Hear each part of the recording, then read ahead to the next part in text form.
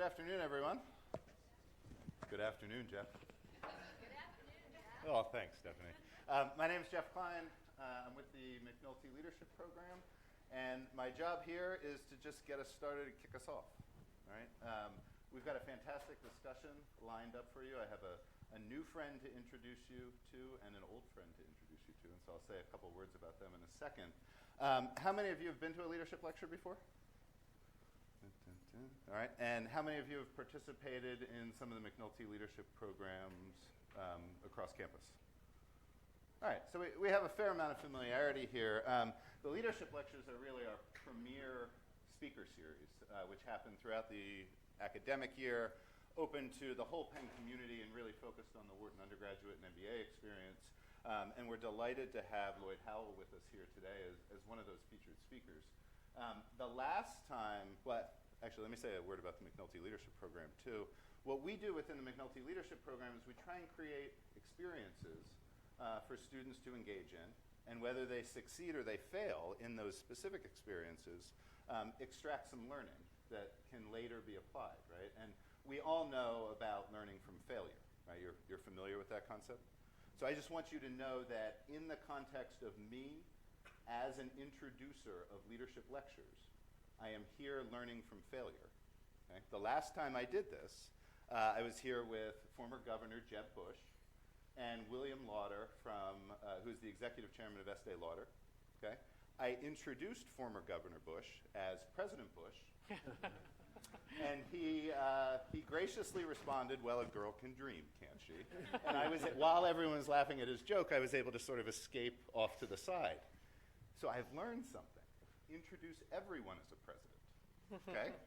So I'm here to introduce you to, first, my old friend, President Maryellen Reilly, who also serves as the Deputy Vice Dean of the MBA Program.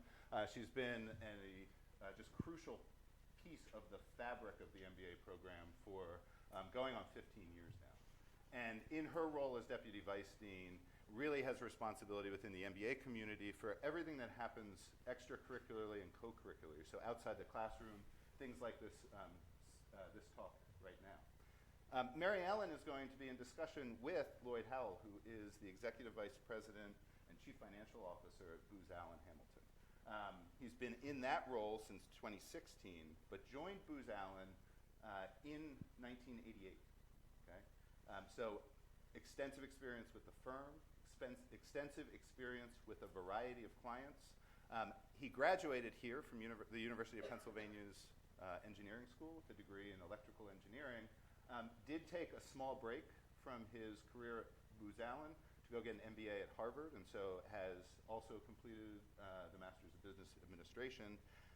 And aside from his role at Booz Allen, has a number of board positions, including, we were just talking about his role with Integra Life Sciences Corporation. He's on the board of the Partnership for Public Service, and then also a member of the board for the University of Pennsylvania's Engineering School. So with that, please join me in welcoming both President Maryellen Reilly and President Lloyd Howell.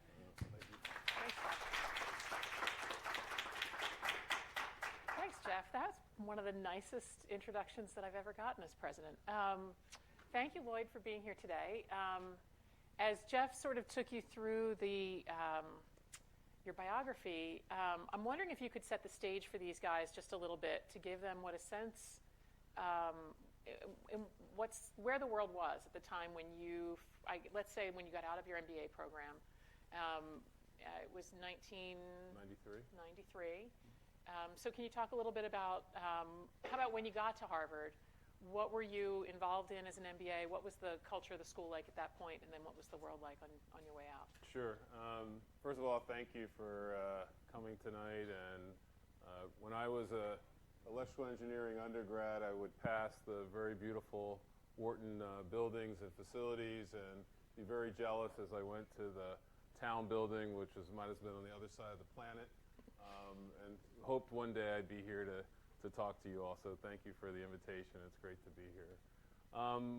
When I went to get my MBA, the economy and the optimism was fairly high. Employers were hiring in multiple sectors. I sort of had a sense I wanted to make a transition into investment banking. The banks were robustly recruiting and hiring. It almost felt like if you were walking, breathing, and halfway intelligent, you were going to get an offer. So that was the environment. Consulting firms, kind of the same thing. So I went into the MBA program pretty certain that I would have a job once I graduated. When everyone was applying to be a summer associate, there was still that dynamic. People were getting their first choice, great summer programs in New York and San Francisco and other major metropolitan areas. So, we went into graduating with, I think, close to 90% of the class had an offer, and we were off to go conquer the world. On campus, I'd say that optimism also was prevalent. Everyone, in terms of getting along, collaboration, was doing just that. There weren't sharp elbows. There wasn't the sort of the backstabbing that sometimes can occur. Everyone was extremely supportive in terms of sharing what they had done prior to business school and helping colleagues to make, or classmates make connections to future employers. The professors, many of which had worked in the private sector, very accommodating, open. In fact, I worked on a special project with Michael Porter, so that was not unusual for professors of stature to reach into the class, and we basically were research assistants or analysts for him as he was looking at cities, the competitive nature of cities at that time. And so, again, I think that just contributed to the overall environment of optimism and the world is yours and you're going to go off and do great things. And then you were a banker for how long? Just 2 years. 2 years, and then back to Booz. And then back to Booz. Okay, and what took you back? A couple of things.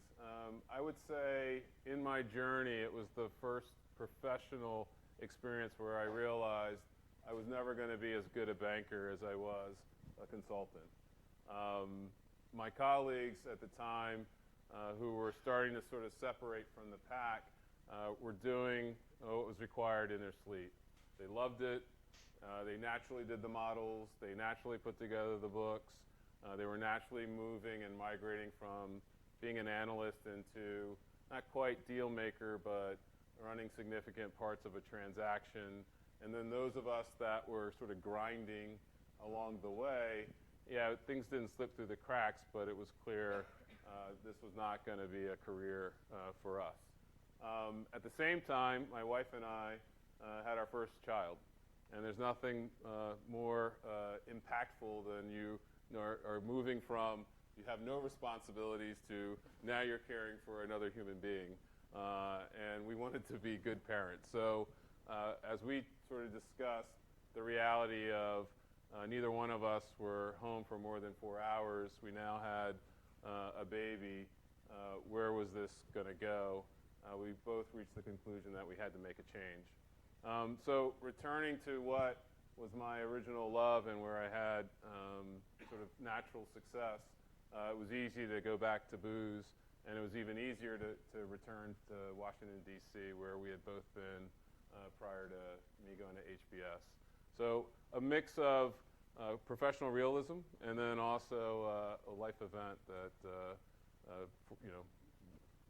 I won't say forced me, but made it apparent I needed to go back to what I did. That's great. And then can you talk a little bit, too, about how engineering played a role in your time at Booz? I know especially in those early years you had clients that you were able to bring your engineering background to bear, right? Sure. When I was graduating, I pretty much figured out I did not want to go into a hardcore R&D type of environment.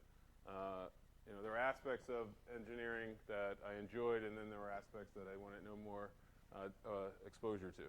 So what I looked at were investment banks at the time, consulting firms, and a few sort of R&D related companies. And through the interview process, ended up sort of migrating to Booz Allen. the real reason it was I didn't want to abandon my undergraduate training, and Booz offered the opportunity to do, at the time, satellite communications, but it was in a consulting type of environment. So my clients were large DoD classified programs, typically a commander or a lieutenant commander who was the program manager, and I, along as a junior member of the team, would advise them on all sorts of technical matters as well as program management matters, and had a ball. The environment was very collaborative. My supervisor was maybe 3 years out of undergrad, and I was just out of undergrad, so it was a very young and exciting place to be for me and sort of the whole team. That's awesome. So what's the formula? I mean, I think a lot of the folks that are sitting in this room right now are thinking like, well, there's got to be an answer, right? There's an A plus B equals I have this great career. You touched a little bit on the sort of the realization that banking wasn't really for you. You have these life events. Is there a formula? Have you seen a formula over your career or those that you've Sure. advised? No, there's no formula. Sorry. So I'm sure that doesn't surprise you, but I think there are ingredients that will contribute to sort of setting you up for the likelihood of a successful career, but there is no formula, nor is it linear, nor does it sort of happen in the way that you may be thinking about it now. There are going to be some bumps along the way, both good and unexpected, and maybe not so good. So you're already well on the journey. You're going to a great academic institution. You're getting the best academic training. You're getting exposed to the best minds in your field, whatever that may be, and you're learning in a way that I enjoyed when I was here. And that's a tremendous foundation to begin the journey. And if you're stretching yourself, you're getting exposed to other disciplines, other areas. You might be in an area of study where you're combining engineering with business, with nursing, and all that is fantastic. But that's just the beginning. What comes next is, what do you ultimately want to be? And I always considered Penn the best pre-professional institution in the world because everyone shows up and says, I'm going to be this, this, and this by this, and this age, and I'll do these things in the world. And that's a great in terms of having objectives, but the manner in which you get there is anything but clear or certain. So what I would offer is that you have the foundation, you kind of know where you want to go, but you have to be open and flexible to changes that will come along, whether it's a life event, whether it's the initial employer or the company that you begin goes under. You need to have a plan A, a plan B, and possibly a plan C. And when you have, as I discussed with a group of students earlier, options around how to get to your destination, more times than not, it works out. So it's all about contingency planning. It's not abandoning the dream or the vision, but it's acknowledging that, hey, life isn't black and white, and there can certainly be some things that come along, and have fun with it. I had a dear classmate at HBS who is essentially family. We would stay up at night and role play. I'd say, hey, I got this interview with Goldman Sachs. What if they ask you this? All right, what if you're at Goldman Sachs and a big M&A comes along? Do you raise your hand, not raise your hand? What if you have triplets? You know, what would you do? We would just throw everything in the mix, and the value was we naturally started thinking about, hey, gee, you know, I may not make partner at Goldman Sachs. I may have to do something else. May have start a family earlier than I expected. You know, how will we sort of navigate these waters? And then over time, we'd bring our spouses into it. So the dinners would end up being these great sort of scenarios with a lot of wine as to where it could go. And so I would just encourage you all to, again, think about what are all the contingencies and options to kind of get there, and and have fun with it. That's great. What's when you think about some of those things that you talked about, right? Some of those scenarios. Given that this is a leadership lecture, did any of them come to pass? Any of the things that you talked about when you were? Can you give us an example of that? They did, and they came to pass probably quicker than my buddy and I anticipated. One was the economy. One scenario we threw out was, what if we hit a recession and layoffs start to hit, this robust environment in months? Like, what would you do? And so my buddy said, hey, I'm from Oakland. I've always wanted to go back to California. I would look for employment opportunities in Cali. And I'd say, gee, I probably would go back to consulting, but beyond that, I don't really know. And maybe I'd join a regional bank, and so I started to think about what other options would I consider should the recession kind of come to pass. They did come to pass, and layoffs started to happen, and it was beyond the control of anyone. So strong performers, very junior, basically were given short notice as to, hey, we're going to have layoffs, and that's life, but in order for things to keep going, this is how it has to happen.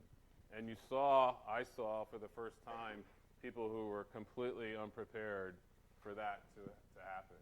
They had been A players, they had gone to Yale and HBS, they had been at the top of their class. They had even worked at a bank as an analyst and were top of their class in that. Recession hit, hey, sorry, we got to let you go. It was great that I had these conversations with my friends because I had already started to put into motion contingency plans. I'd always kept in touch with former colleagues. I revisited that. I found out what was going on at Booz Allen. I already had built some bridges to, if I needed to kind of go back, I could go back. I'd already met with an executive recruiter. They had lined up a bunch of regional bank interviews, and I was sort of halfway through that. So it wasn't that I felt I was at risk, but I looked around, and I was at risk just because of the circumstances that were going on. A little bit later, there was the dot-com phenomenon. All my friends said, hey, there's gold. All you got to do is show up, have a startup. The financials don't even need to make sense. You will be a gazillionaire. And most of my friends went flying to San Francisco. They didn't have anything that today you could look at as credible, but it was the promise of, hey, we're going to get rich quick. We just have to have a great concept. We'll get some VC backing. There's these things called options, and we'll be like retired in no time. And we all know what would happen. Everything kind of went upside down, and a lot of my friends ended up, again, back in the sort of unemployment category, trying to figure out their next moves. So fairly early in my professional career after I graduated from grad school, these things that you never think are going to impact you started to happen. And some of I don't even call it techniques, more just discussions of the art of the possible really were beneficial. That's great. When you think about your leadership and your development, right? So you've survived the recession. You're now working at Booz. Who were some of the people that were helpful, and what did that look like? What kind of help do you think people gave you along your leadership journey?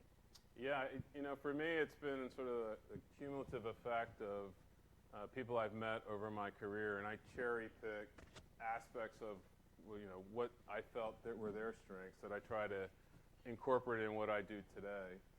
So when I was an undergrad, I was in a fraternity, and one of the upperclassmen I thought was a phenomenal leader. He could galvanize the fraternity. We could put together events. He had a way of negotiating with some of the more troublesome individuals in the fraternity.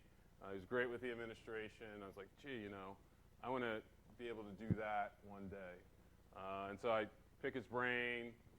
We'd have lots of dinners, lots of conversations. And so, Greg was one of the early kind of influencers of my leadership style. Fast forward, I'm at Goldman Sachs. The head of investment banking was a gentleman named Kevin Kennedy, and I'd stayed up all night. I put together the deck. It was around a potential merger. We go in the room. I essentially fall asleep in the corner. He never opens up the book. And I'm like, I just stayed up all night, like putting this together. Why didn't you open up the book? He said, in this line of work, it's relationships. It's, do they have the confidence in me, this institution, to get the deal done? The minute I open up that book, I failed. I've lost them. I'm looking at a page, and I'm not having eye contact. Their confidence of selling their company just goes completely out the window. It's like, wow, that was tremendously powerful. Oh, and he did it in an era where he walked into the meeting without a jacket on. And everyone was suited up in Hermes ties, and Kevin just walked in and had a conversation. Fast forward, I'm at Booz Allen, and I'm working at the time for the most senior woman, which was rare, since most of the leadership was white male at the time. And Joyce based her whole leadership on she was the best in the market. She had the best client relationships. She had her own book of business that she drove. She was essentially untouchable from the basic mechanics of building a practice, hiring great people, and growing it. So there alone, and there's those three examples, and there are many more, I started to have the foundation to my leadership style of, hey, I always want to do client work, because that's like safe harbor, and it's a position of strength. I always want to know how to synthesize different organizations, interests, stakeholders to get stuff done. And I want to be able to generate the confidence in people that I talk to and have it come from a natural place than some formulaic book that's about 8 inches thick that no one's ever going to open up. That's really good. So right now it sounds like all of that is so clear for you. Like it's all just, this is how I do it and this is what you could do, right? How do you think you got to that clarity? Was it talking to other people? Was it mentors in leadership? Or was it just you spent a lot of time working on it? Definitely all of the above, but I'd say it started with my parents. So my mom grew up in Philadelphia. My mom was a Philadelphia school teacher, and my dad was a juvenile parole officer. Interesting combination, but we talk about that later.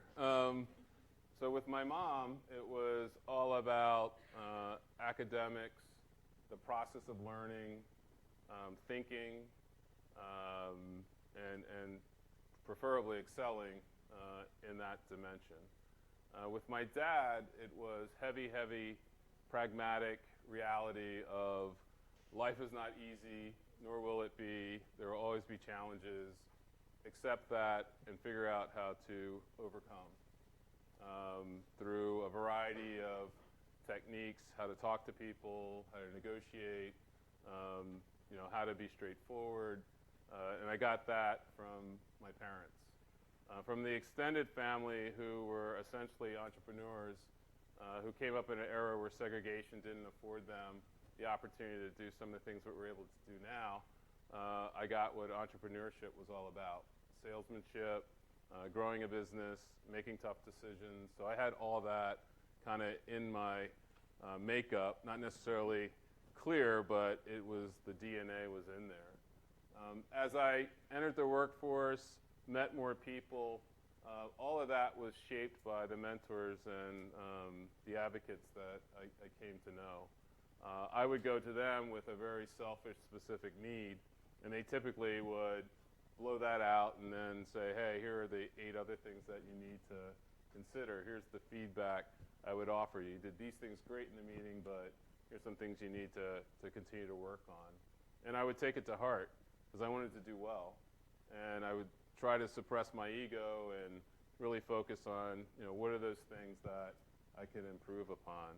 And so over time with, maturity and experiences, I was able to kind of combine that foundation with all the advice that I got, and I still seek out like a lot of advice in what I do.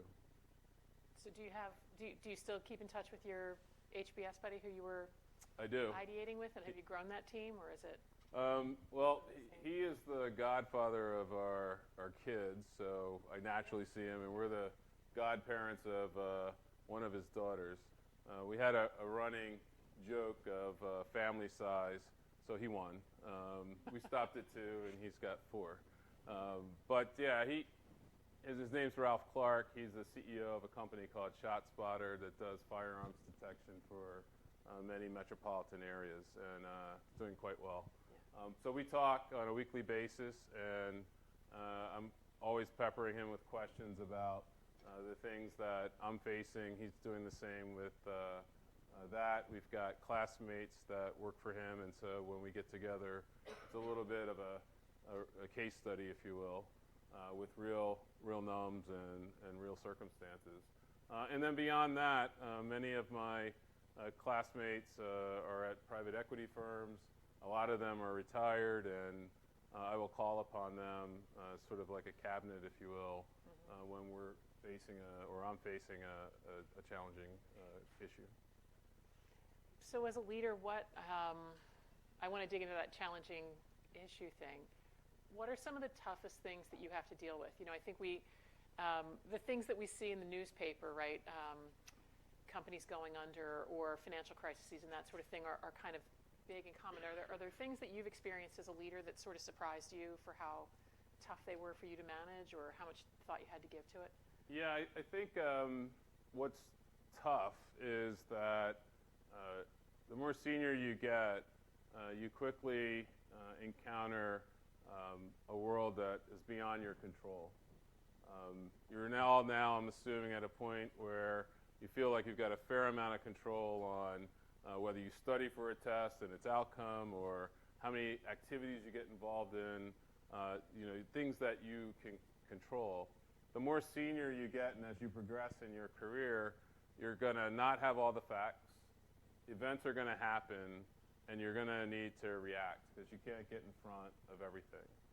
And the issues that I end up dealing with in a very direct way, it happened years ago, even before I was in this particular role. Yet now it's on my plate. I and the current leadership team have to deal with it. How are we going to deal with it? And it has significant ramifications to how the markets are going to react, liability, reputation. And so you quickly galvanize as a team, everyone playing their role, but as a team you figure out how to address these things that are really beyond your control. And those are the really big ones. Those are things that, for us, when the Ed Snowden matter surfaced, we had an individual in our midst for like a week, did some horrible things in the eyes of the government. How are we going to respond to this? And we figured out constructively how to respond to it. To this day, I still answer questions by rating agencies and some investors like, all right, Ed Snowden, do you have another one? And by the grace of God, I don't think we do, but, it's sort of the world we live in right now. We had an investigation that occurred early on my watch by Justice. We took a 19% hit in the share price the day we disclosed it. And we don't, to this day, know what it is, but we had to address that within hours to the market. And then for that next year, including today, I answer questions about progress and updates on that. And these are things that kind of come with the territory that you lose sleep over for sure, but it's the manner in which you react and how you handle it that I have found you either get credit for it or you get punished. So for some of the other more topical things that we've seen in the news, there are companies that will be great case studies, like did they handle that situation the right way? For me, when I was in school, it was Johnson & Johnson and the Tylenol incident. That was sort of held on a pedestal as this is how you deal with a crisis. And that left a very strong imprint on me. So anytime I deal with a crisis, a tone, we're going to get on it, we're going to keep you updated. We never get defensive about it because that's life. Stuff happens. And on some level, people are reassured that you're kind of on their side. And that's how we deal with a crisis. That's how I deal with a crisis. That's great. We are going to have time for you guys to ask questions too at some point, so start working on them. This side is writing feverishly. Good. I would like to pivot a little bit to talk about diversity, if we could. How do you include conversations around diversity in your day-to-day job? Like, how does it manifest in your role today, and how do you bring those conversations to the table? Sure. I mean, first of all, diversity for us is one of our core values. So from our board of directors to our executive leadership team, we try to always walk the talk, and I think we're beginning to kind of do some of the things that an outsider would say are reflective of that. At the board, 5 of our 11 directors are women, and 2 of the individuals are people of color. And our leadership team, 6 of the 10 members are women. Horacio is from Argentina, and I'm African American. So externally, we've made a lot of progress from where it was predominantly all white male not that long ago. But we're not satisfied. We have more room to work in African American women, Asian American, Pacific, Native American, the Hispanic, Latino community. We're not anywhere near where we would like to be. What I do in my part of the world is, express what I'd like. I'd like a diverse team, not just in makeup, but in thought and how we approach challenges. With every sort of advancement, promotion slate, I ask the question around diversity. Is it a diverse slate of candidates to promote? I look at a 3-year time horizon to see, do we have diverse candidates in the queue coming through or not? And then if it's at the recruiting side, a little bit of the Rooney Rule, if there's any sports fans in the room, where I'm requiring that we have a diverse slate of candidates, and at the same time we have a diverse interview group. And we're always going to pick the best talent, but I feel that if contextually we're picking from a diverse slate and I've got a diverse team that's doing the interviewing, we're gonna make improvement over a period of time. The other thing I've learned in my career is nothing motivates people more than numbers. I think in the HR world we call them objectives. And so I lay out objectives of what I'd like to see in terms of women, special classes, seniority, experiences. We have great debate and discussion about it, and once we kind of reach consensus, we hold ourselves accountable to trying to meet or exceed those objectives. I partner with our people services team to make sure that we're doing it in an appropriate and fair way. I partner with our legal team to make sure we don't tilt or disadvantage any one group. And it's a full court press to kind of get at diversity. But the news flash I will share with you is that's only part of the challenge. The inclusion side of it, in many ways, is more significant, because once we have a diverse team, there's so much that goes on to that. People sharing stories, appreciating differences, putting together development programs where we don't have any biases that sort of creep in a natural way, but can turn ugly unnecessarily. And so we also, over time, have sort of thought through how to talk about it in a natural way so that everyone's feeling on board and feels included. So that's what I do, and I'm a firm believer that every team is a reflection of its leader. And so I like the fact that most of my teams, by the time I roll onto a new role, are pretty diverse. That's great. So for the crowd in front of us right now, if they are thinking about going out into summer internships or into full-time roles post-graduation, what are some things they can do in their day-to-day to help bring more thoughtfulness around diversity or inclusion? You guys are so much farther ahead than my generation was on this topic alone. My oldest is now 25 and my youngest is 22. And I think it's fair to say they don't see color. They don't see the things that my generation saw, and I think it's a beautiful thing. That being said, I think when it comes to diversity, it should be with a thought of like, where are we trying to go? What are we trying to accomplish? What business objectives are we trying to meet? And therein lies sort of to me, the fun part of how do you put together a diverse team. And I think that needs to always be thought through. Much of what we do is for our federal government. And our federal government, by makeup, is a pretty diverse set of clients. And what I try to do is put together a team, particularly if it's a competitive bid, that's a mirror image of who we're going to try to support down the road.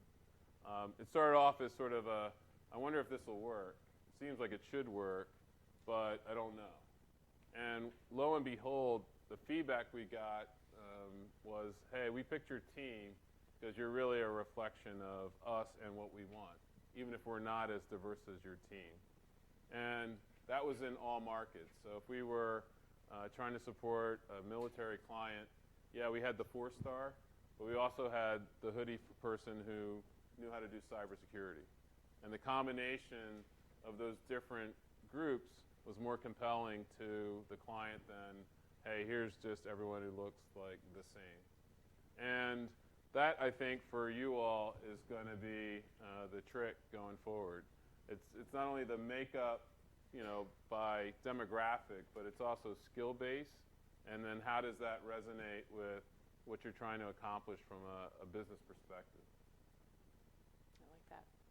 All right, so we have a little bit more than half an hour to go. I'm going to open it up to you guys. Who's got a question for Lloyd? Yeah. Yeah, so you mentioned that your board of directors and executive team right now is really diverse in not only like their makeup but also their thought process. How have you seen this like filter change since when you joined Booz and maybe? Sure. So when I joined, it was essentially all white male. So in the late 80s, I think the firm had 2 women partners. By the mid-90s, those 2 had become senior partners, but we didn't have any women partners in the queue, so it was still essentially all white male all the way up into the 2000s. In the 2000s, we started to have close to 20% representation of women. Still hardly any in terms of African American or any of the other categories. Where we are today is pretty good at the junior levels. Our intake is extremely diverse.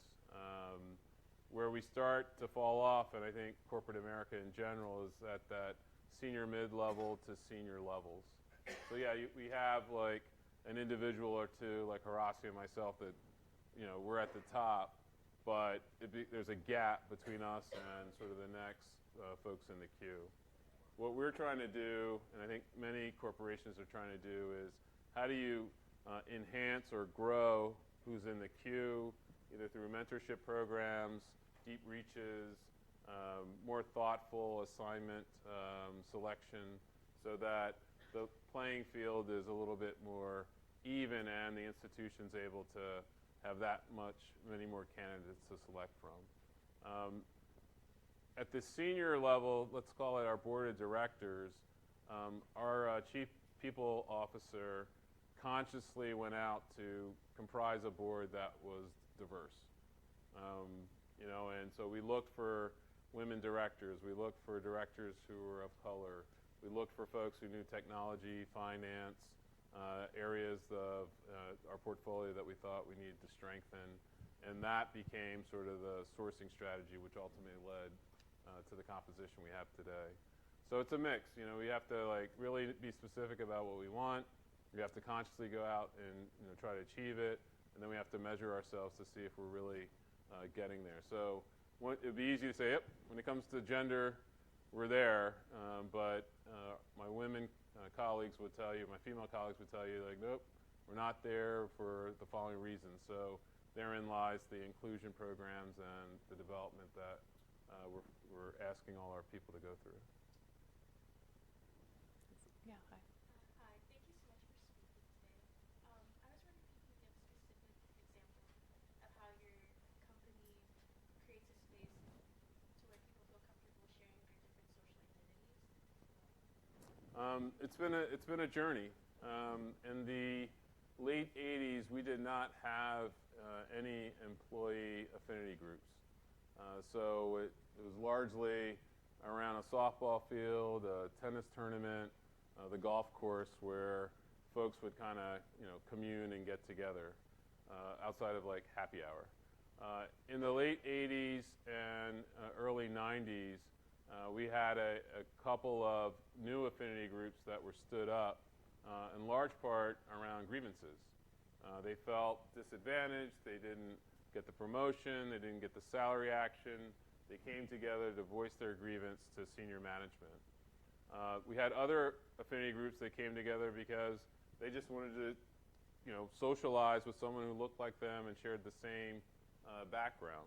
And so in that late 80, early 90, what sprouted was really either out of grievance or the opportunity to kind of connect with someone that looked and had the same sort of background. As time progressed, that number grew to 20. So it was veterans, it was gay and lesbian, it was African American, Asian Pacific, and each of them had a different objective as to their group and what they hoped to accomplish. Some were totally around advancement. I'd like to see more women in senior positions. And so their program was around education, outside speakers, by senior management, awareness, and then also impacting the processes that we had.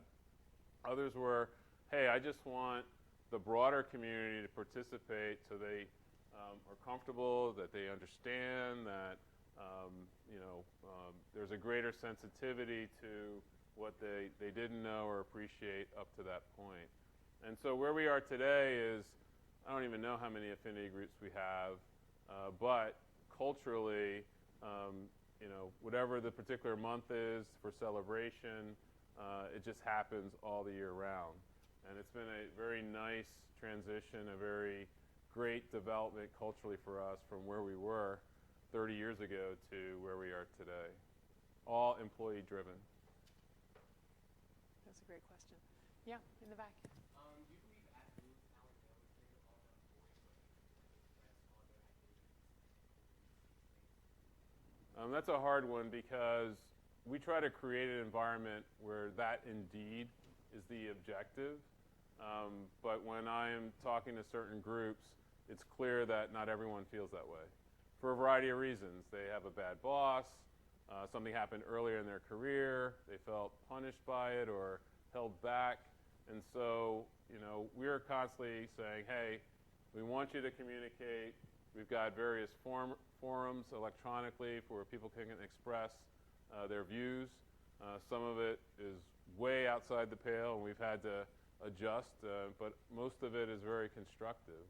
So I think we're on a journey where we're trying to foster it, have our workforce feel comfortable in multiple dimensions, and that is, from my perspective, progressing.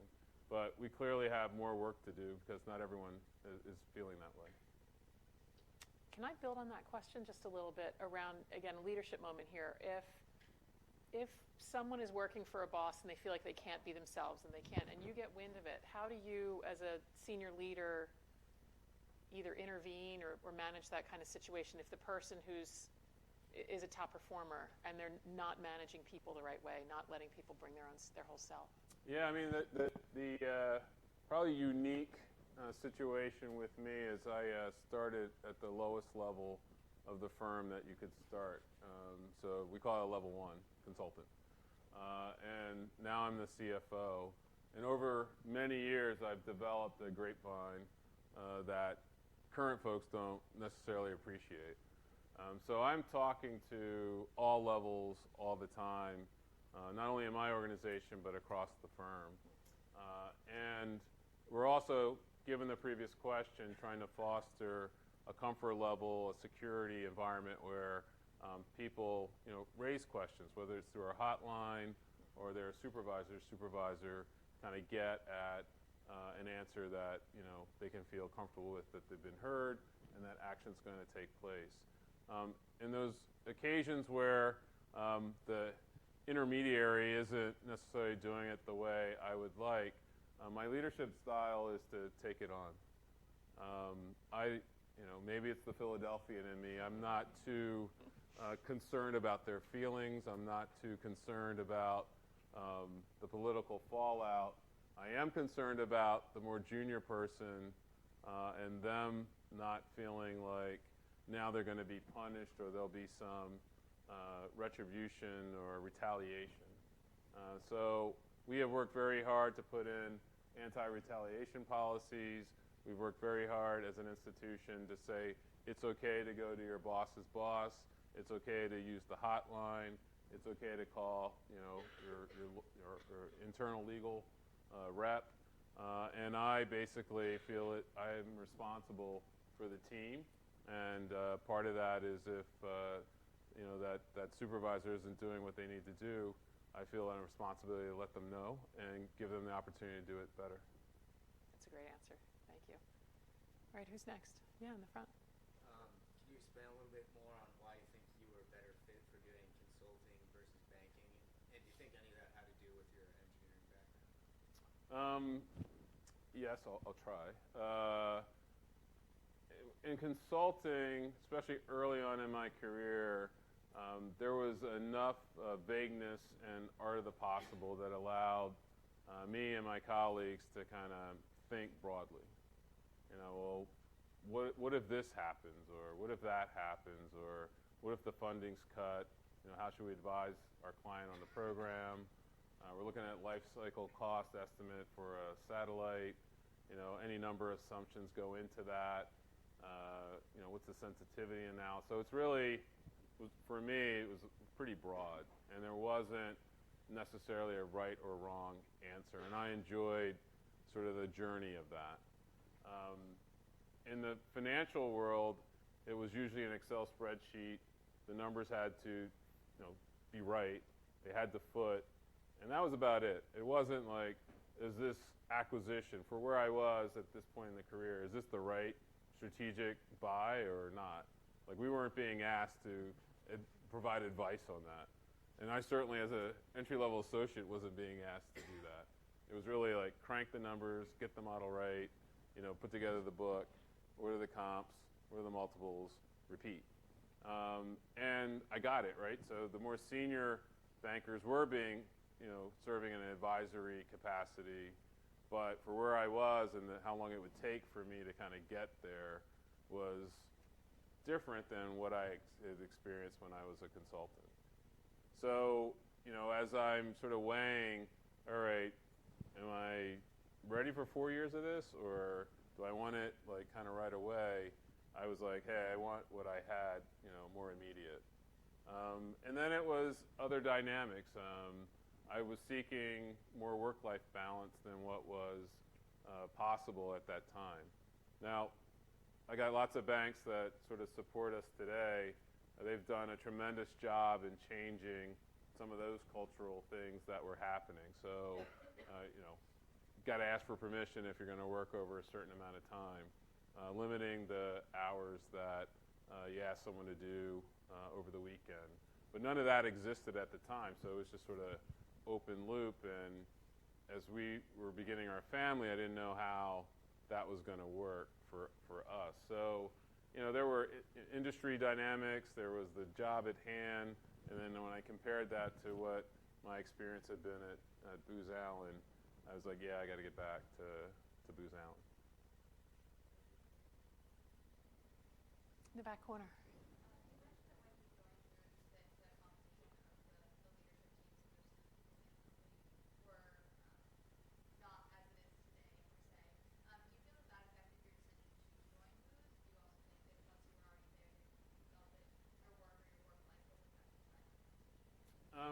Keep in mind that that was universal. So whether it was Booz Allen or any other potential employer, the leadership was exactly that model. So in many regards, I just discounted it. I just like, that's the way it is, that's the way it is. And I looked to culture, I looked to values, I looked to whether advancement was based on merit.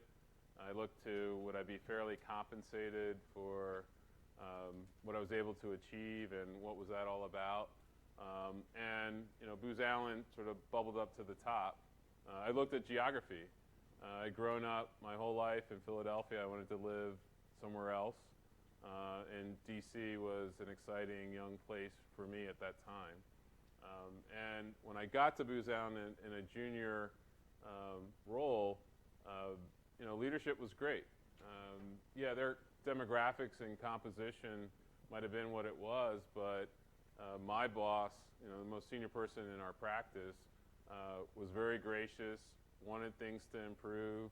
I developed a relationship with him early on. I got to know his family, and those were the type of dynamics that helped me to kind of grow an affinity for the firm and be optimistic about the future. Yeah.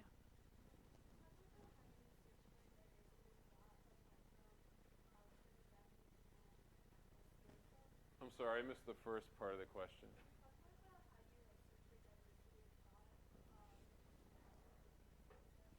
Yeah, personally, it starts with I try to hire people I believe are much smarter than me. And that's not necessarily that hard. But I look for academic accomplishments, outside recognition, that basically, this is an individual that has gone really deep, really far, at whatever point they are in their career, that has something to offer to the discussion that we're not having today. And so that's where it starts. And then through the interview process, I look at, how did they come across? Did it really come across, and was it demonstrated how bright and capable or the experiences that they had would be beneficial and additive to what we have at the moment? I balance what is the current team's strengths and weaknesses, and is this candidate, can they replace maybe some of the folks that we currently have? So I am, as a leader, in free agency mode pretty much all the time. And to be fair to the current team, I tell them.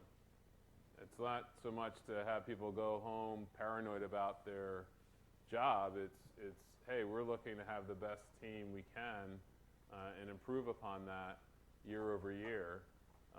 We also get at it that I'm expecting our leaders to delegate and let more junior people have the opportunity to kind of do their thing. And some of that's always what happened to me in my career, and I want to see that continue. So it's a journey, and then I take input from the team as to their desires, their aspirations, what they think the requirements should be. So it's really not all me, it's really the team, but I do have some strong opinions about certain things that I let folks know. Yeah. Sorry. Can you talk about the role of CFO and also how sometimes there's natural tension between the finance org, the organization, and the operators? Sure. So I never expected to be the CFO of Booz Allen, and I never sought it out. So it wasn't like, hey, one day I want to be the CFO at Booz Allen. It just never crossed my mind. That being said, when Horacio did ask, I knew I was going to do it. It was an important role. It had tremendous impact on the business. And it had a lot of potential, I felt, to be better than what it was at that time. I also had 27 years of being an operator.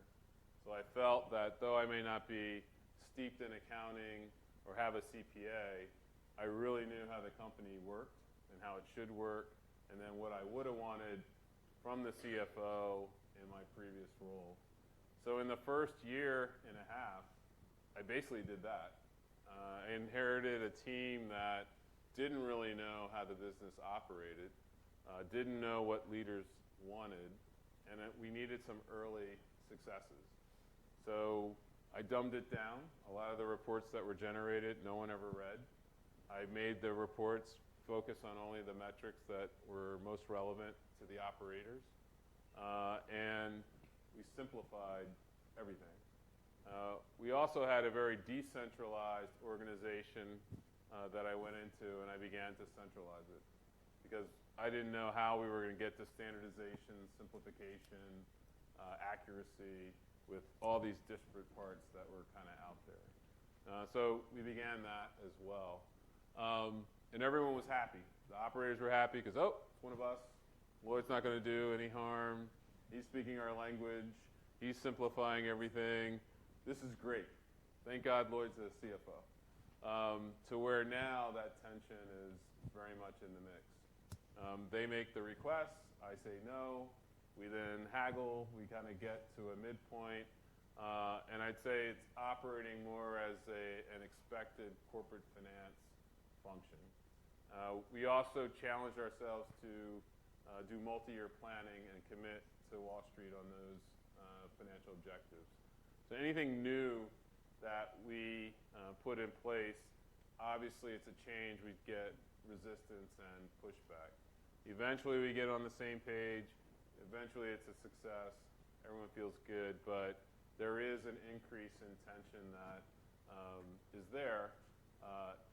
I feel around the right topic. So if we legitimately disagree about an investment request, it's not personal. We focus on the merit of the request, and I try to keep it there.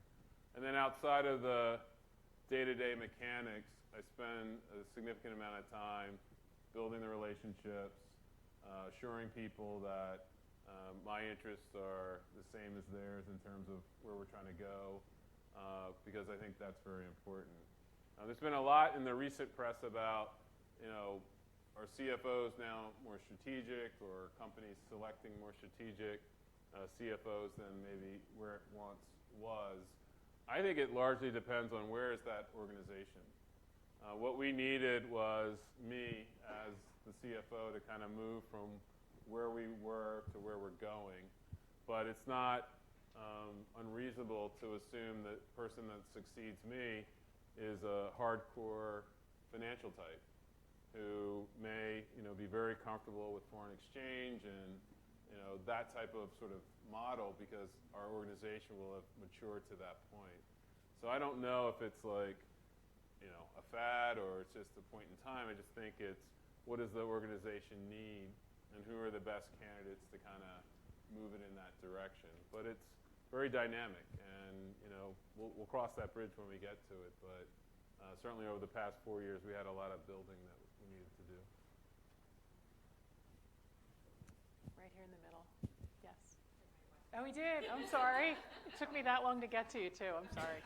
Yes, in the front. What do you hope to do after your tenure as CFO, and how are you preparing for that goal? Retire. No. I don't know, is the short answer. And I've never known exactly what I wanted to do next. I've always approached it to work myself out of a job, because I think that's a healthy mindset and a healthy leadership style. Like, no one wants to feel like they're stuck, right? People want to feel like they're progressing and they have the opportunity to progress. So for the next thing for me will be in alignment with that. I feel like I'm progressing. It's a significant role, has significant impact, but today I don't know exactly what that will be. And I'm hopeful that it'll be at Booz Allen, because after 31 years, the firm, the institution seems to always have plenty of things that need to get done, and I've been able to jump into some of that. But yeah, I don't know what the next thing is. That's great. Stephanie, you have a question?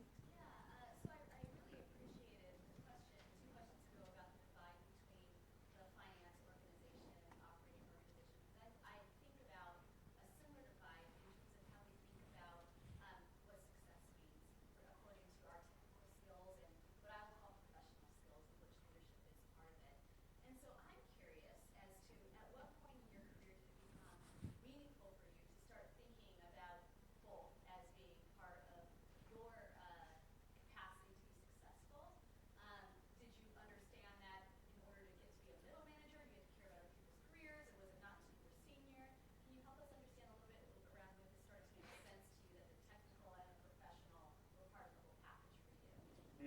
it was fairly early on.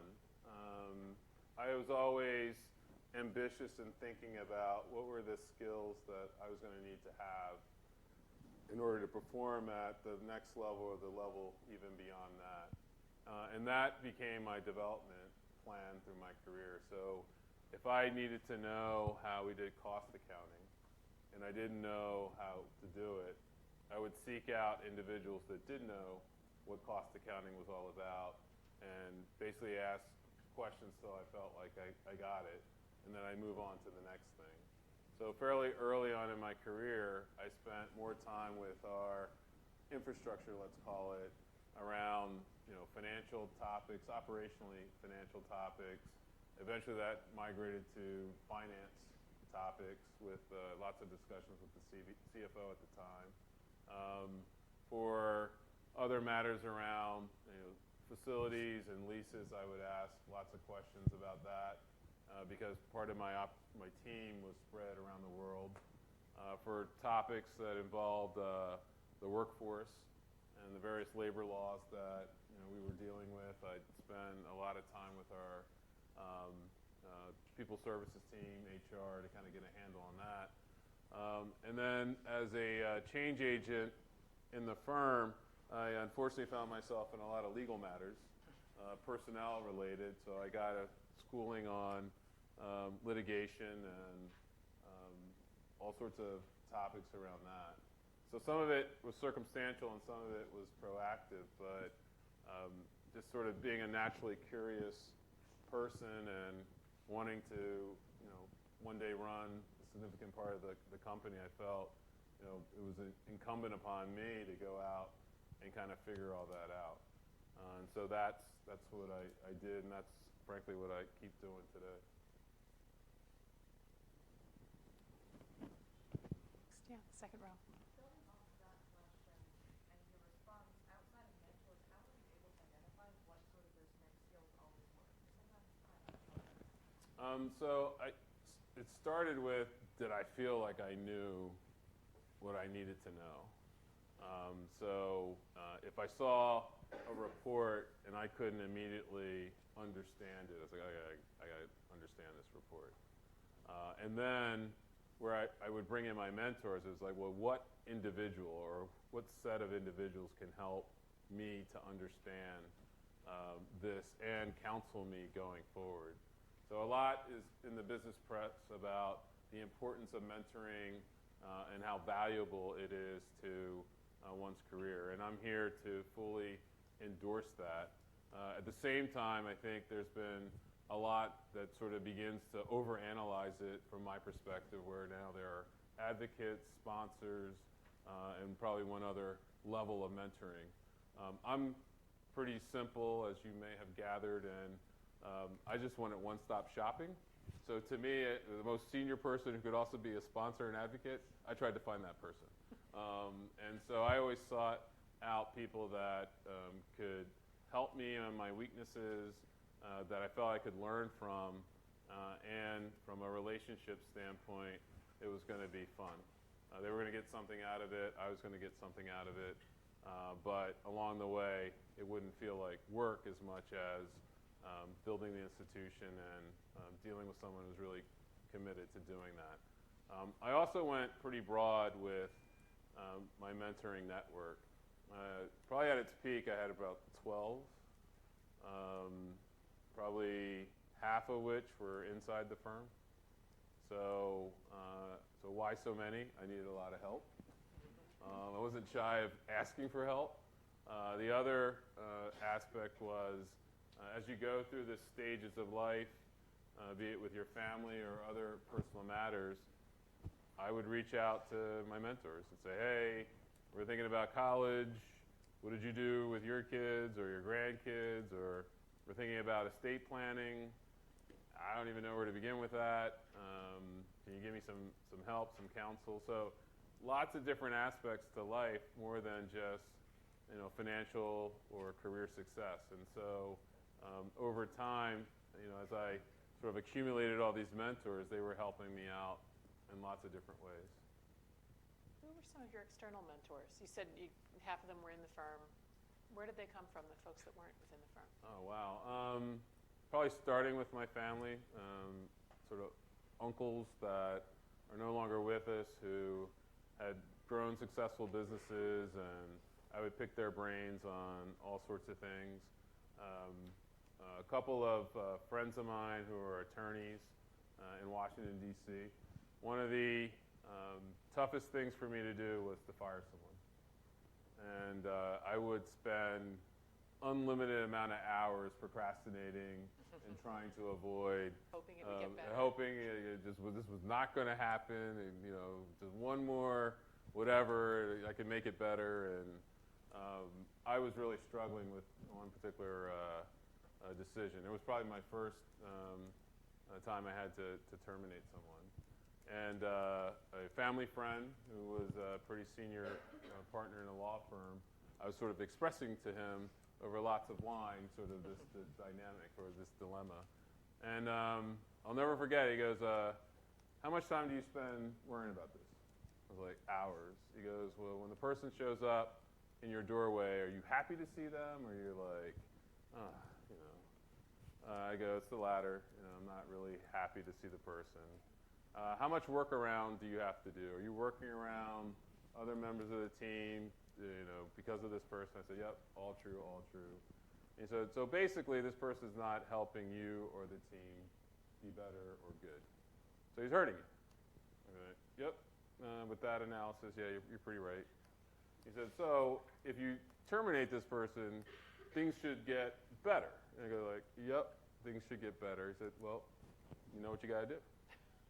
And so with that just simple mindset or framework, hate to this day having to do it, but I start with, is the team going to be better? Is the team going to be happier? Are we going to be more productive? Is the individual going to be relieved? Because I've also discovered that, they know. Like no one goes to work like, I'm going to be horrible. I'm going to be a failure. I'd like to believe. So they know too. And so with probably more frequent communication than what I was doing earlier in my career, more candid feedback more frequently, I've discovered you can kind of get in front of these things more easily. But that came from an outside mentor. And then multiple advisors on family and work-life balance. I've missed way too many anniversaries, birthdays, things like that. So I need advice on how to recover. That's good. I think we have time for one more. Who's got another question? Jeff Coyne. I would be curious, given your role and your vantage point from Booz Allen Hamilton, and then also the role that you play at Penn's engineering school, what are some of the interesting intersections between engineering and business that you see coming down the pipe? So many, and I think it's only growing. I'm certainly biased as an alum that I think Penn is uniquely positioned to catch this wave that's here today. But in our business and in what I see happening more broadly, the integration of business and technology are increasingly being one and the same.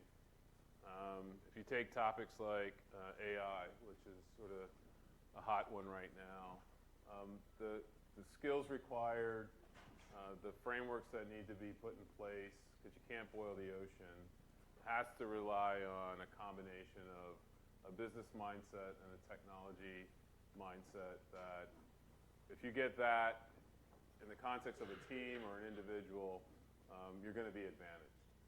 And the fact that, we have a long-standing M&T program at Penn, but it seems like every year, every semester, there are new programs that sort of looking at these integration points. That's going to be a competitive advantage for any business. Early in my role, I sat down with the then CIO of Goldman Sachs, and I said, how do you think about Goldman Sachs? I said, we're a technology company. So you're not a bank? He goes, no. I said, well, what's that mean? He goes, well, we look to hire people who know how to program, do apps, and a little bit of finance. I go like, really? He goes like, oh yeah, that's like the name of the game for us right now. And it's not so much that Booz Allen is trying to mimic that, but I brought that insight back into the firm and said, hey, look, when we think about candidates of the future, what are we looking for? You know, a specialist or someone who's like integrated lots of different disciplines that is fungible, flexible, we can redeploy, and it tends to be the latter. And so I think you phrased the question, or you raised it as business technology, but I think it's so much more than that going forward. All right, well, with that, I am going to thank you so much for your Thank you. time and for your wisdom, and thank you all for coming.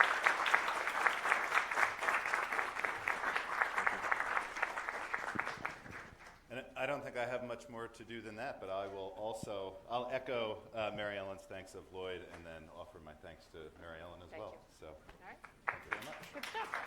Thank you. Yeah.